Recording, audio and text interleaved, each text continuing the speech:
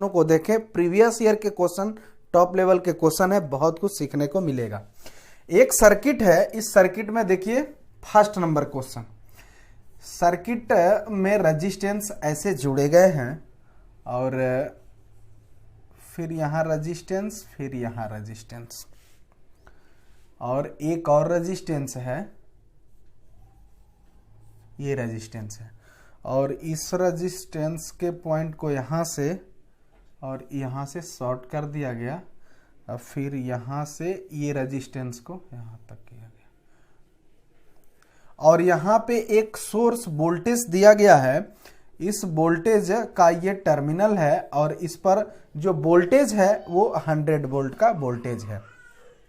इसमें क्या है कि ये जो रेजिस्टेंस है, इस रेजिस्टेंस का मान 2 ओम दिया गया है और इस रेजिस्टेंस का मान 9 ओम है, फिर इस रेजिस्टेंस का भी मान 9 ओम है और इस रेजिस्टेंस का भी मान 9 ओम है।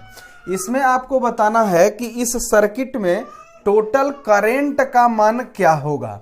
आप पहले यहाँ पे क्लियर करेंगे कि ये जो रेजिस्टेंस लगाए गए हैं ये कैसे हैं और इन टोटल रेजिस्टेंस के अकॉर्डिंग जो सोर्स पर वोल्टेज 100 वोल्ट है तो इसमें करंट का मान क्या होगा, इसमें करंट का मान बताना है आपको। तो इसमें क्या करेंगे कि पहले ये तो क्लियर है, इसमें इस चीज को आप देखिए कि ये तीनों जो रेजिस्टेंस लगे हैं ये कैसे लगे हैं। तो ये नोड नंबरिंग मेथड लगाएंगे और यहाँ पे नंबरिंग के हिसाब से पॉइंट अगर हम करते हैं कि ए है तो फिर ये पॉइंट बी हो जाएगा, फिर ये पॉइंट ए हो जाएगा और फिर यहाँ पे पॉइंट बी हो जाएगा। तो अब यहां से देखिए कि हम नंबरिंग मेथड के द्वारा नंबरिंग हमने कर दिया कि ए बी, फिर बी ए और फिर बी कर दिया। तो अब यहां से हम यहाँ पे पॉइंट ए डालते हैं और यहाँ पे पॉइंट बी डालते हैं। तो ए से बी का एक रेजिस्टेंस मिला, ये रेजिस्टेंस हो गया। फिर देखिए बी से ए का रेजिस्टेंस, बी के ए का रेजिस्टेंस, तो यहाँ पे भी एक हमको रेजिस्टेंस मिला। फिर ए से बी का, फिर ए से बी का फिर एक रेजिस्टेंस मिला। तो ये रेजिस्टेंस हो गए। ये तीनों रेजिस्टेंस किस क्रम में मिले, पैरेलल में मिले और प्रत्येक का मान देखिए 9 ओम इसका भी है, 9 ओम इसका भी है और 9 ओम इसका भी है। तब इस टोटल का रेजिस्टेंस हम निकालेंगे तो टोटल रेजिस्टेंस हम देख रहे हैं कि प्रत्येक ब्रांच में रेजिस्टेंस सेम के हैं, मतलब 9 ओम 9 ओम 9 ओम के हैं। तो इसका टोटल रेजिस्टेंस जब हम निकालेंगे तो R upon number of branch n कर देंगे। तो यहाँ पे प्रत्येक ब्रांच में 9 ओम रेजिस्टेंस है तो 9 अपान ब्रांच कितनी है तो 1 2 3, तो यहाँ 3 कर देंगे। 3 3 का 9, 3 ओम रेजिस्टेंस आया इनका। अब ये सर्किट बनाएंगे तो देखिए कैसे बनेगी। ये फिर से सर्किट इसको अब हल कर दिया है ना ये तीनों रेजिस्टेंस को, तो अब सर्किट कुछ ऐसे बन जाएगी, ऐसे हो जाएगा और यहां से ये सोर्स हो जाएगा और ये सोर्स वोल्टेज 100 हो जाएगा और ये देखिए ये 2 ओम था तो ये 2 ओम है और इन टोटल का रेजिस्टेंस कितना आया, 3 ओम आ गया। अब देखिए कि ये रेजिस्टेंस दोनों किस क्रम में आ गए, सीरीज में आ गए।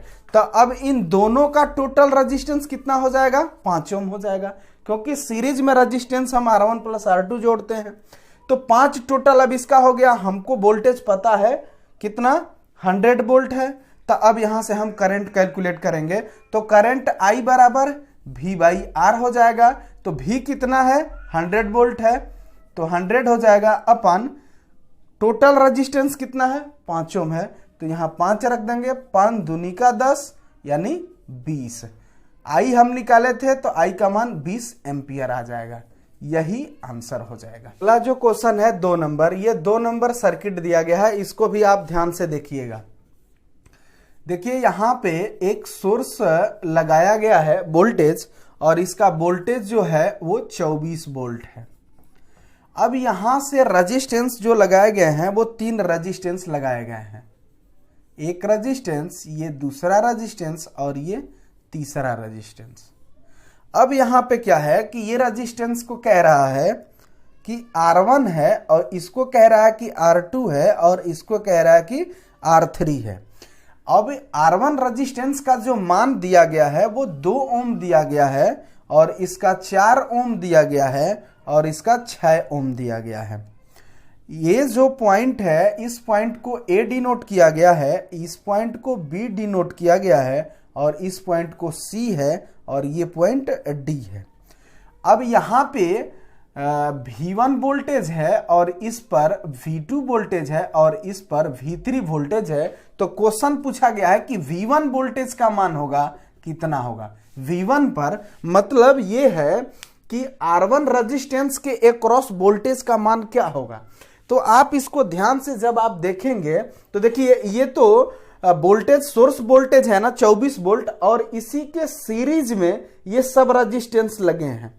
तो सीरीज में लगे हैं, इसका मतलब हुआ कि यहाँ पे हर रेजिस्टेंस पर अलग अलग वोल्टेज मिलेगा। क्यों? क्योंकि सीरीज सर्किट में वोल्टेज जो होती है अलग अलग होती है, लेकिन करंट सेम फ्लो होती है। तो यहां पे हम वोल्टेज का डिवाइडर रूल लगा देंगे। तो वोल्टेज का डिवाइडर रूल लगाएंगे तो यानी V1 का मान निकालते हैं। पहले हमसे V1 ही पूछा है तो V1 हम निकालते हैं। तो V1 जब निकालेंगे तो देखिए क्या रखेंगे, टोटल वोल्टेज रखेंगे। तो टोटल वोल्टेज 24 वोल्ट इनटू जो जिस रेजिस्टेंस पर वोल्टेज हमको निकालना है उसी के रेजिस्टेंस मान को ऊपर रखेंगे 2 अपान इस ब्रांच में लगे सभी रेजिस्टेंस का योगफल कर देंगे नीचे में। तो ये जो हो जाएगा 2 ओम रेजिस्टेंस इस पर, फिर ये रेजिस्टेंस 4 ओम, फिर ये रेजिस्टेंस 6 ओम। तो कितना हो जाएगा 24 इंटू 2 अपान 6 4 10 2 12, 12 दूनी का 24 और 2 दूनी का 4 वोल्ट हो गया। इसका मतलब यह हुआ कि V1 पर जो वोल्टेज हमको मिलेगा इस पर वो कितने वोल्ट का था, 4 वोल्ट मिलेगा। और यही आंसर करना था, V1 का ही मान पूछा भी गया था। अब इसी पर हम इस V2 का भी मान दिखा देते हैं आपको। यदि V2 का मान निकालना होगा तो क्या करेंगे, तो फिर उसी तरह से टोटल वोल्टेज करेंगे 24 इंटू V2 के क्रॉस रेजिस्टेंस कितना है, 4 है, तो 4 कर देंगे अपान नीचे में टोटल रेजिस्टेंस यही होगा ना, तो 12 हो जाएगा। 12 दूनी का 24, 4 दूनी का 8 वोल्ट हो जाएगा V2 पर। अब V3 पर वोल्टेज निकालते हैं तो V3 इक्वल टू निकालेंगे तो क्या हो जाएगा, टोटल वोल्टेज 24, तो 24 वोल्ट इनटू V3 के अक्रॉस रेजिस्टेंस कितना है, 6 ओम है, तो 6 अपान टोटल रेजिस्टेंस का योगफल 12 हो जाएगा। 12 दूनी का 24, 6 दूनी का 12 वोल्ट हो जाएगा। तो अब यहां से देखिए, अब ये टोटल जो वोल्टेज हमने निकाला ना सोर्स वोल्टेज के बराबर होना चाहिए। तो 12 8 20 4 24, 24 वोल्ट ये है। हमसे इस क्वेश्चन में सिर्फ V1 का मान पूछा था, तो देखिए यहां पे सिर्फ V1 का मान यदि निकाले हैं तो 4 वोल्ट आया है, 4 वोल्ट आंसर है। हमने दीजिए, देखिए ये है 3rd नंबर क्वेश्चन। अब 3rd नंबर क्वेश्चन भी सर्किट से ही प्यारे साथियों क्वेश्चन है। यहां पे ये एक रेजिस्टेंस लगाया गया है और यहां पर भी एक रेजिस्टेंस है। इसके बाद यहां पे एक रेजिस्टेंस है और यहां पे एक रेजिस्टेंस है और यहां से पुनः एक और रेजिस्टेंस दिया गया है। इस पॉइंट को X कह रहा है, इस पॉइंट को Y कह रहा है, और इस रेजिस्टेंस का जो मान दिया है ना वो 0.8 ओम दिया गया है। इस रेजिस्टेंस का मान 0.5 ओम है और इस रेजिस्टेंस का मान 2 ओम है और इस रेजिस्टेंस का मान 0.6 ओम है और इसका 5 ओम रेजिस्टेंस है। पूछा गया है कि X और Y के बीच टोटल रेजिस्टेंस हमको कैलकुलेट करना है, X और Y के बीच। तो देखिए आप यहां से चलना प्रारंभ कीजिए X से। क्यों? क्योंकि X और Y के बीच पूछा है, तो कोई आप एक पॉइंट पकड़िए, वहां से चलना स्टार्ट कीजिए। तो जब यहां से चलेंगे तो आपको 2 रास्ता मिला, तो 2 रास्ता मिला यानी ये रास्ता आकर के पुनः इस पर मिल रहा है। इसका मतलब हुआ कि ये जो रेजिस्टेंस हैं ये सीरीज हो गए। अब फिर ये भी रेजिस्टेंस आपस में सीरीज हो गए, तो इनका अगर सीरीज टोटल हम करते हैं तो कितना होगा, 0.8 और 0.5 कितना हो जाएगा, 13 हो जाएगा, मतलब 1.3 ओम हो जाएगा टोटल इसका रेजिस्टेंस। फिर इसका यदि निकालते हैं तो 2 ओम प्लस 0.6 ओम कितना हो जाएगा, 2.6 ओम हो जाएगा। ये टोटल रेजिस्टेंस हुआ। तो अब ये सर्किट कैसे बनेगा वो देखिए। अब यहां से सर्किट ऐसे बन जाएगा, फिर यहां से ऐसे कर देंगे, ये X पॉइंट ये Y पॉइंट हो गया। अब ये देखिए ये टोटल रेजिस्टेंस दोनों को सीरीज में हमने जोड़ा तो टोटल रेजिस्टेंस 1.3 ओम आया, और इन दोनों को पुनः सीरीज में जोड़े तो कितना आया 2.6 ओम आ गया। ये पहले से 5 ओम था तो 5 ओम है। अब क्या करेंगे कि देखिए ये रेजिस्टेंस और ये रेजिस्टेंस दोनों आपस में किस क्रम में हो गए, पैरेलल में हो गए। कैसे, तो यहां से देखिए X से चलेंगे, दो रास्ता मिला, और जब रास्ते अलग अलग मिलने लगते हैं ना तो वो सभी ब्रांचें आपस में पैरेलल में चली जाती है। तो अब इसका पैरेलल आप निकालिए। तो दो रेजिस्टेंस का पैरेलल निकालने के लिए हमने आपको शॉर्ट ट्रिक बताया था कि टोटल रेजिस्टेंस इक्वल टू, अगर इसको हम R1 कह देते हैं और इसको R2 कह देते हैं तो R1 इंटू R2 अपान R1 प्लस R2 कर देंगे। तो यहां से क्या हो जाएगा 1.3 इंटू 2.6 अपान 1.3 प्लस 2.6 कितना हो जाएगा 6 3 9 और 2 1 3 3.9 हो जाएगा। अब ये पॉइंट से ये पॉइंट कैंसिल आउट हो जाएगा, क्योंकि इसमें भी एक अंक के बाद दशमलव है, इसमें भी एक अंक के बाद दशमलव है, कट जाएगा, और 13 तिया जो है 39 हो जाएगा। अब इसमें जब आप भाग देंगे 2.6 में 3 से तो आपका जो मान आएगा ये 0.866 आएगा। अब देखिए कि इस पूरे का रेजिस्टेंस का मान कितना आया, ये आया। तो फिर से एक इसी सर्किट को थोड़ा सा और आगे हल कर देते हैं। तो यहां से देखिए, यहां से अब रेजिस्टेंस हमको दो मिल गए, और ये दोनों रेजिस्टेंस जो होंगे वो सीरीज में होंगे, क्योंकि ये दोनों का रेजिस्टेंस टोटल कितना आया, इतना आया। तो ये हो जाएगा 0.866 ओम। अब पहले से ये 5 ओम का रेजिस्टेंस यहां है तो ये 5 ओम हो जाएगा। अब ये देखिए किस क्रम में हो गए, सीरीज में हो गए। तो सीरीज में टोटल रेजिस्टेंस निकालेंगे तो क्या हो जाएगा R1 प्लस R2। तो यहां से 0.866 प्लस 5, तो यहां से जब इसको जोड़ेंगे तो 5.866 ओम, यही इस सर्किट का टोटल रेजिस्टेंस होगा। 4 नंबर क्वेश्चन जो है वो किरचॉफ के करंट लॉ से है। देखिए यहां पे सर्किट एक डायग्राम दिया गया है, और यहां पे कई करंट का ब्रांचेस एक जंक्शन पॉइंट पर मिल रही हैं और इस जंक्शन से दूर भी जा रही हैं। इसमें क्या कहा है कि ये जो है I1 ब्रांच है और ये जंक्शन पे आ रही है, दूसरी जो ब्रांच है I2 ये भी जंक्शन पे आ रही है, और तीसरी ब्रांच I3 है ये भी जंक्शन पे आ रही है। लेकिन I4 जो करंट है, ये I4 ये जंक्शन से बाहर की तरफ जा रही है, और I5 ये करंट है ये भी जंक्शन से बाहर जा रही है। तो इसमें कहा है ना कि I1 करंट का मान बताना है, जबकि दिया गया है कि इसमें I1 का मान कैलकुलेट करना है, आपको I1 का मान निकालना है। अब इसमें दिया गया है I5 का मान जो है ये 20 एम्पियर दिया गया है। इसके बाद I4 का मान जो है वो 12, I4 का जो मान है 12 एम्पियर दिया गया है। इसके बाद I3 का मान जो है वह 10 एम्पियर दिया गया है, और इसके बाद I2 का मान जो है वह 15 एम्पियर दिया गया है। I1 का मान आपको कैलकुलेट करना है।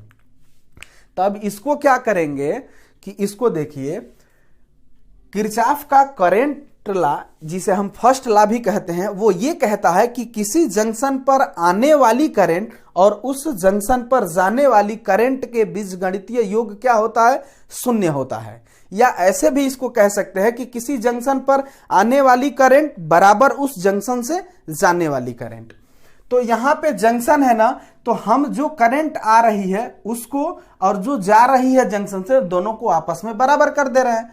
तो देखिए जंक्शन I1 पर करंट आ रही है तो I1, I2 भी आ रही है तो I2, I3 भी आ रही है तो प्लस I3, और I4 जा रही है तो बराबर पर हम करेंगे ना, बराबर पर I4 कर देंगे, और प्लस बराबर पर जंक्शन से दूर जो जा रही है, जंक्शन से जा रही है वो I5 भी जा रही है, तो इसको हम I5 कर देंगे। अब देखिए I1 का तो मान हमें निकालना है, प्लस I2 का मान अब इसमें सब मान भरते हैं, तो I2 का मान जो है वो 15 एम्पियर है, प्लस I3 का मान जो है वो 10 एम्पियर है, तो 10 एम्पियर हो जाएगा, इक्वल टू I4 का मान देखिए 12 एम्पियर है, तो ये 12 एम्पियर हो जाएगा, प्लस I5 का मान जो है वो 20 एम्पियर है, तो ये 20 एम्पियर हो जाएगा। अब इसको उधर भेज देते हैं, तो I1 इक्वल टू, इसको जोड़ दीजिए तो कितना हो जाएगा, 20 और 12 32 हो जाएगा, और इसको जोड़ेंगे तो उधर जाएगा तो माइनस हो जाएगा, और 15 और 10 कितना हो जाएगा, 25 हो जाएगा, तो माइनस 25 एम्पियर हो जाएगा, ये एम्पियर रहेगा। तो 32 एम्पियर में से 25 एम्पियर घटेगा तो I1 का मान 7 एम्पियर आएगा। यही I1 का मान पूछा था, यही आपका आंसर। अगला देखिए 5 नंबर, ये भी सर्किट से ही क्वेश्चन है। यहाँ पे एक वोल्टेज सोर्स लगा है और ये वोल्टेज सोर्स के एक क्रॉस ये एक रेजिस्टेंस R1 लगा है, और यहाँ पे एक पॉइंट है, और यहाँ पर फिर एक दूसरा रेजिस्टेंस R2 लगा है, और यहाँ पे ये पॉइंट A है और ये पॉइंट B है।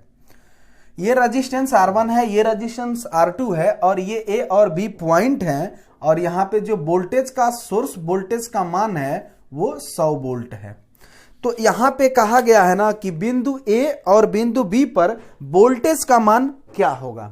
बिंदु A और बिंदु B पर वोल्टेज का मान आपको बताना है। तो देखिए, जब यहां से वोल्टेज में करंट फ्लो होगी तो वो कहां से होगी, तो पॉजिटिव टर्मिनल से इधर फ्लो होगी। लेकिन आप यहां जब देखेंगे तो यहां पे सर्किट ओपन है, तो ओपन सर्किट में ये कंडीशंस होता है कि ओपन सर्किट में करंट का फ्लो नहीं होता है, अर्थात इस सर्किट में करंट का जो फ्लो होगा वो 0 होगा।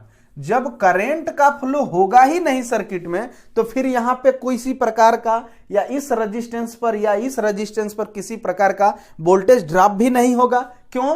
क्योंकि अगर वोल्टेज ड्रॉप अगर कुछ देर के लिए यहां लगाते हैं V बराबर IR, तो सोचिए कि अगर करंट ही 0 हो गई तो इस पूरे का मान 0 हो गया, तो फिर यहां भी वोल्टेज ड्रॉप 0 होगा। कहने का मतलब है कि ओपन सर्किट में करंट का फ्लो नहीं होता है, इसलिए इसमें किसी भी रेजिस्टेंस पर वोल्टेज का ड्रॉप नहीं होगा। तो फिर ओपन सर्किट पर हमें वोल्टेज मिलेगा कौन?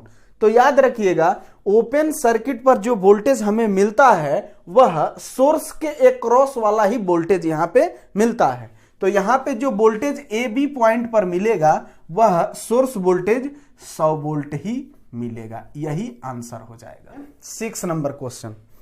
6 नंबर भी सर्किट से ही क्वेश्चन है, इसको भी आप ध्यान से देखिएगा। इस क्वेश्चन को, सर्किट में ये रेजिस्टेंस 3 लगाए गए हैं और यहां से सोर्स वोल्टेज लगा है और इस वोल्टेज का मान जो है वो 20 वोल्ट है। अब ये जो रेजिस्टेंस है इसका मान जो है 10 ओम है और इसमें I1 करंट फ्लो हो रही है। अब आप सब जानते हैं कि ये जो रेजिस्टेंस लगे हैं आपस में समांतर में लगे हैं, तो समांतर में करंट जो है डिवाइड हो जाती है। हर एक ब्रांच में अलग अलग करंट फ्लो होती है, लेकिन वोल्टेज जो होगा वो सेम होता है क्योंकि पैरेलल सर्किट में वोल्टेज सेम होता है। अब यहां से ये I2 है और ये I3 है। अब ये पॉइंट A है और ये पॉइंट B दिया गया है। अब इसमें कहा जा रहा है कि करंट का जो सोर्स करंट है वो 1.5 एम्पियर है। तो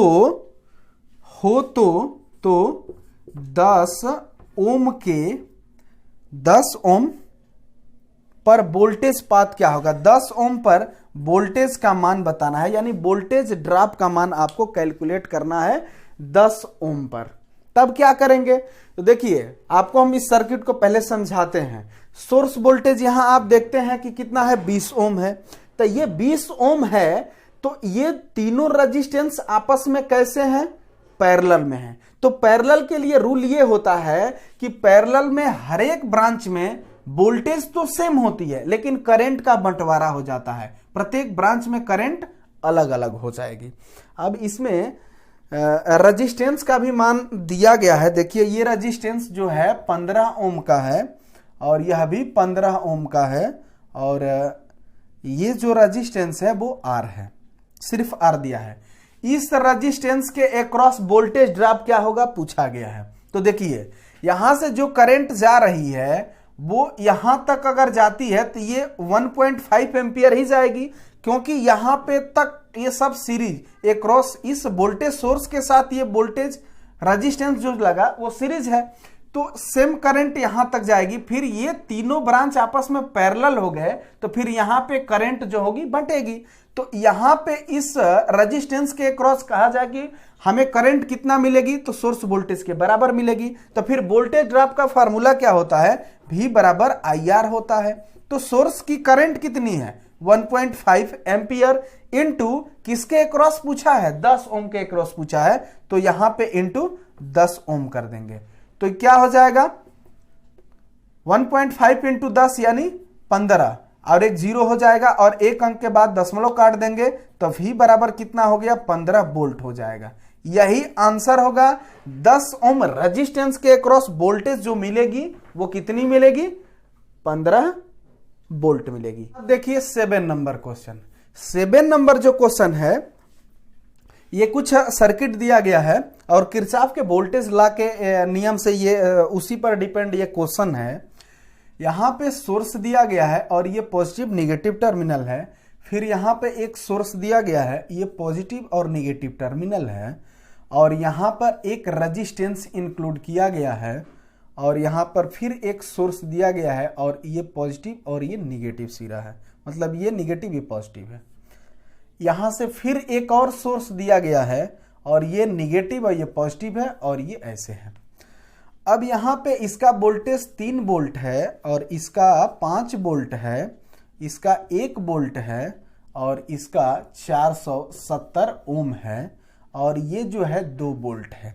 इसमें कहा गया है ना कि 470 ओम के एक्रॉस करंट का मान क्या होगा, 470 ओम के एक्रॉस करंट का मान कैलकुलेट करना है। तो आप जब देखेंगे ध्यान से ना, तो जो रेजिस्टेंस यहां लगा है और जो सोर्स वोल्टेज लगे हैं इनका क्रम आपस में क्या है, सीरीज में है। तो सीरीज में करंट किरचॉफ का करंट लॉ क्या कहता है कि किसी बंद परिपथ में सभी वोल्टेज ड्रॉप का योग 0 के बराबर होता है, लेकिन वो सर्किट जो होनी चाहिए क्लोज होनी चाहिए। ये किरचॉफ का सेकंड लॉ होता है जिसे हम वोल्टेज लॉ भी कहते हैं, जिसे मेश लॉ भी बोला जाता है। तब यहां से सीधा देखिए कहीं से किसी पॉइंट से आप चलना स्टार्ट कीजिए। याद रखिएगा कि सोर्स के वोल्टेज की पोलैरिटी जो हम रखेंगे वो स्टार्टिंग पॉइंट वाली को ही रखेंगे, और रेजिस्टेंस की पोलैरिटी जो रखी जाएगी वो पॉजिटिव रखी जाएगी। तो ऐसे कहते हैं, ये पॉजिटिव और निगेटिव कर देते हैं। अब यहां से क्लियर समझ लीजिएगा कि ये जो सोर्स है ना वोल्टेज, इसके स्टार्टिंग पोलैरिटी को रखना है। वैसे में समझिए कि सभी के स्टार्टिंग पोलैरिटी को ही लेना है।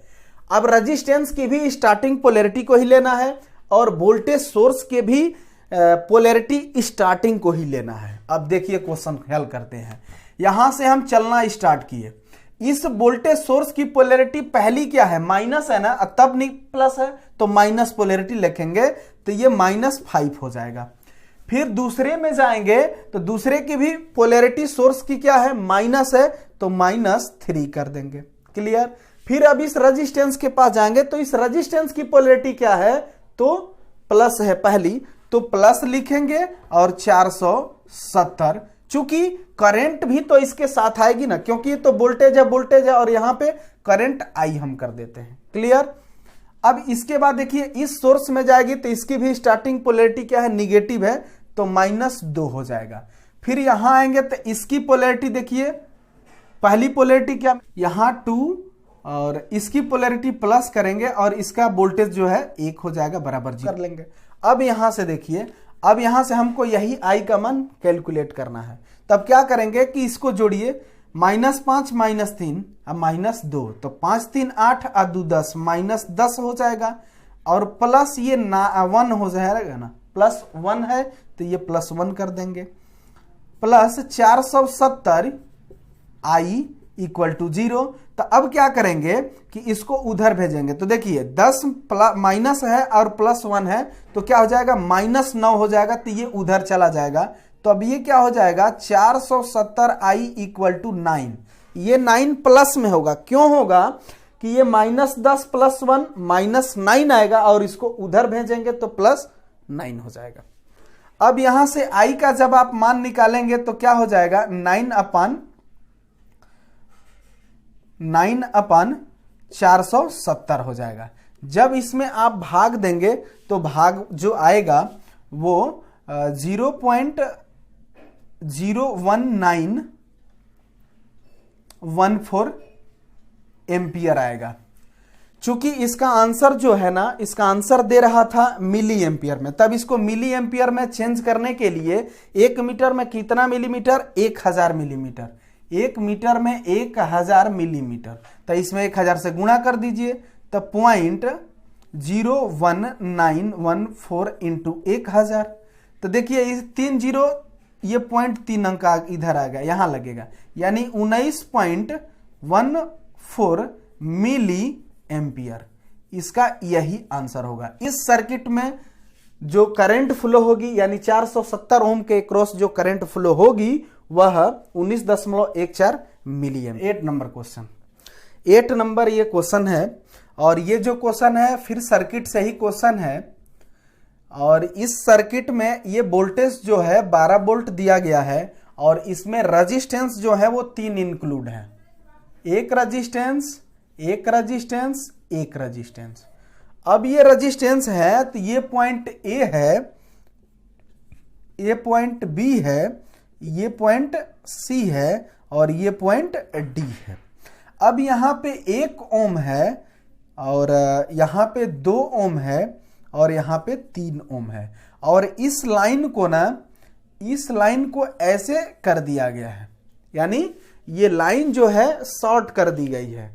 तो पूछा है ना कि C और D के अक्रॉस, C और D के अक्रॉस वोल्टेज क्या होगा।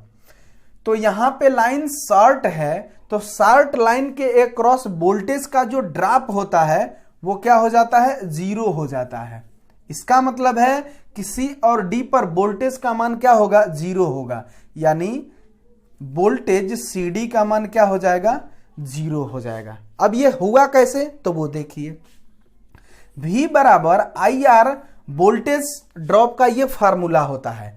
आप सब जानते होंगे कि शॉर्ट सर्किट में करंट जो होती है वो मैक्सिमम फ्लो होती है, ज्यादा से ज्यादा फ्लो होती है, लेकिन यहां पे रेजिस्टेंस का मान क्या हो जाता है, 0 हो जाता है शॉर्ट सर्किट लाइन में। तो अगर हम करंट को कहते हैं कि मैक्सिमम फ्लो हो रही है, बात मानने हैं, लेकिन रेजिस्टेंस यहां क्या हो गया, 0 हो गया, तो फिर यहां पे वोल्टेज ड्रॉप टोटल क्या हो गया, 0 वोल्ट हो गया। और यही CD के क्रॉस वोल्टेज ड्रॉप पूछा था, तो फिर 0 वोल्ट हो जाएगा।